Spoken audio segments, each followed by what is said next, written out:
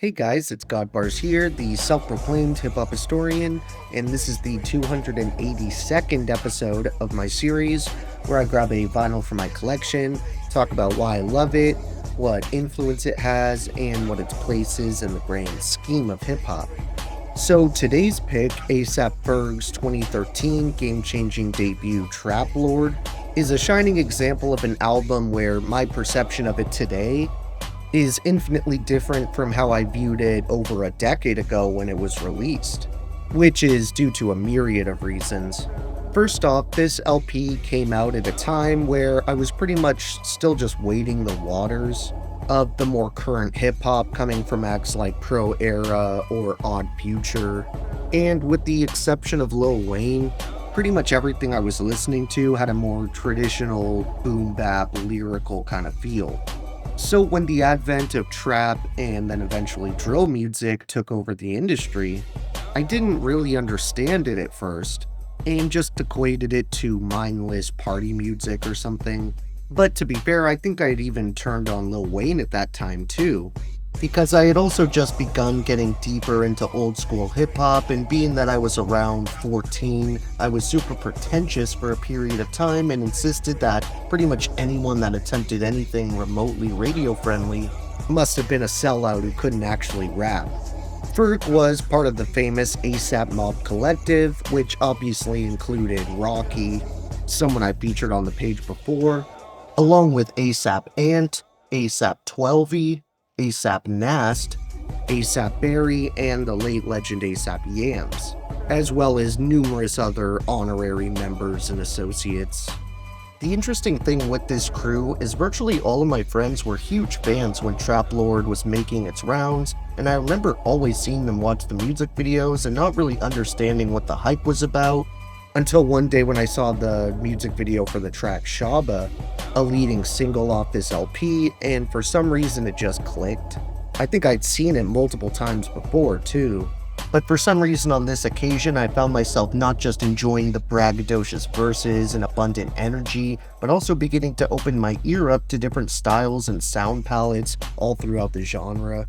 While Rocky may have been the biggest name to come out of the A$AP Mob with the most prolific musical career and cultural influence, Ferg always had a completely unique identity all his own, and his debut album here was actually one of the most impactful contributions to hip-hop that 2013 had to offer. This may not have been the first album to coin the term trap in its title. That honor would probably have to go to T.I. for his debut trap music, but I would say an LP like this one helped kind of redefine it and give it a new meaning. There's just something so invigorating and fun to listen to in the way Fergestein flows and finds his pocket on every track, mixed with his iconic ad-libs that without a doubt have a spot on the Mount Rushmore of ad-libs in hip-hop. I also think it's really dope how Ferg still releases albums, along with the occasional hot single. And he even does pretty frequent collaborations with younger up-and-coming rappers, and he usually fits in effortlessly because his style's almost like this rap jello, where he can mold it into whatever context he needs at the given time.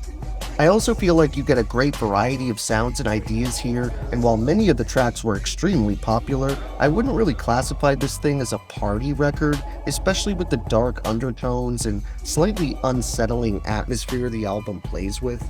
At first I wasn't sure if I wanted to read any lyrics from this project, because obviously the writing isn't exactly the selling point or main focus behind Trap Lord, but on second thought I figured it might be kind of fun to do a song that's a bit outside the wheelhouse of the kind of lyrics I typically share. And what better track to choose than the biggest song on the entire LP, which is the legendary Work remix, a song that I remember having everyone in an absolute chokehold back in 2013 to 14, me included, with some pretty high-profile features from artists like French Montana, Trinidad James, Schoolboy Q, and A$AP Rocky.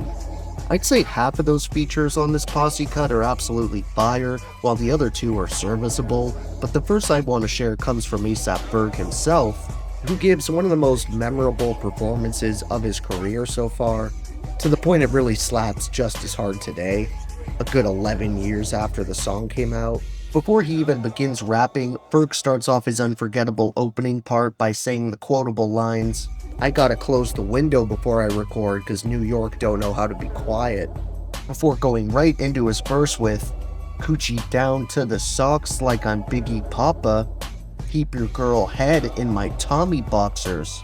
But really though, she a silly hoe, cause you know the Fergenstein getting plenty dough, she don't get nothing from a rapper though, all she get is hard dick and some Cheerios. Kinda silly though, but I'm lyrical, but I put 'em in the dirt with the penny loafs, no tint though, on my window, so you see a brother ballin' in the benzo. Ballin', got me feeling like Jim Jones. I'm a pimp though, no limp though, couldn't copy my style in Kinko's.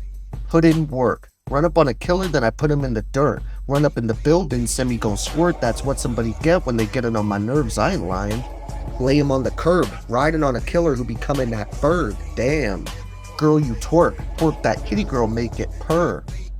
Put in work. Flocko, put him in the dirt. French got the shovel, he gon' put him in the earth, Trinidad maniac with an all gold purse. Yeah, put in work. Schoolboy Q with a pound of the perk. So much work he'll smoke up the earth. Polo ground ASAP world. I've mentioned a good amount of the featured artists on Trap Lord here, but there are a few guest appearances I haven't touched on yet, which come from the likes of Waka Flocka Flame, Mademoiselle, Be Real, Aston Matthews, Onyx, and Bone Thugs and Harmony. However, when it comes to the instrumentals on this thing, there was a heap of producers who contributed their skills, including High Def Rajah, Snugsworth, Crystal Pains, Fanatic and Zach, Shinza/Fly Beats, Frankie P, High Class Filth, Jim Johnson, Napoleon, Osara Miyagi, P on the Boards, Rico Love, Versa Beats, and Very Rare. With honorable mentions on this one, I trimmed the tracks I want to recommend down to Let It Go, Hood Pope, Dump Dump, Didn't Want to Do That, Murder Something, Make a Scene, and Fuck Out My Face. Then for my top 3 favorite songs overall, I would definitely have to go with Shaba, Lord, and Work Remix. Thank you for watching my 282nd video. Next up, we have a group of old school veterans who have had no trouble pulling their weight throughout the last decade. So check for that one, and if you enjoyed, be sure to like, subscribe, and let me know what your favorite moments are off this Harlem Pioneers debut LP. Don't forget to have a great day, and I'll see you next time, okay?